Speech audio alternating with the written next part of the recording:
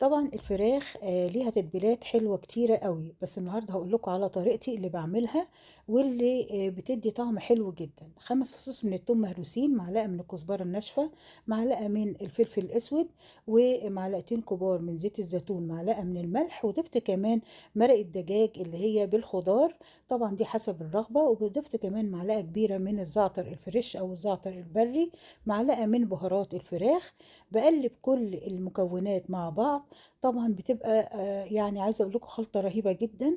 باضيف فيها الفراخ باكون مقطّعاها إلى حدٍ ما مش سميكة ولكن متوسطة، وطبعًا باكون غاسلاها بالمَيّة والخل والليمون ومصفّياها كويس جدًا من المَيّة بتاعتها، وباضيفها وباحطها في التلاجة لو هاعملها تاني يوم يبقى أحطها من بالليل، أو أحطها لو هاعملها بسرعة يبقى أحطها لمدة ساعة بس في التلاجة. طبعًا باغطّيها بكيس نايلون، وبعد كده باطلّعها على طول باعمل لها صدمة على شواية تكون سخنة جدًا، أو على طاسة أو على grill، أي حاجة متوفرة عندِك. بعد كده أول ما بتاخد لون من تحت بابدأ أقلبها على الجنب التاني وبسرعة. طبعًا باكون معلية النار في الأول وبعد كده بابدأ أهدّي النار، لإن طبعًا لو النار عالية أوي هتخلّيها إنها مش هتستوي من جوّه وهتكون نيّة، فعشان كده لازم أهدّي النار عليها.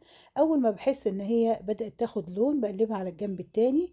أول ما بتستوي بابدأ إن أنا أشيل لو كمية كبيرة باحطها في حلة واغطيها عشان تتنّها محتفظة بالطراوة بتاعتها، وبعد كده بابدأ أحطها في طبق التقديم وأحط عليها شوية من البقدونس أو الكزبرة الخضرا، وطبعًا بتكون وجبة شهية جدًا. ممكن بقى في الحالة دي أقدّم معاها رز بسمتي أو رز بالكاري أو رز بالكركم، أو أقدّم معاها مكرونة سباجيتي أو خضار سوتيه لو أنا باعمل دايت.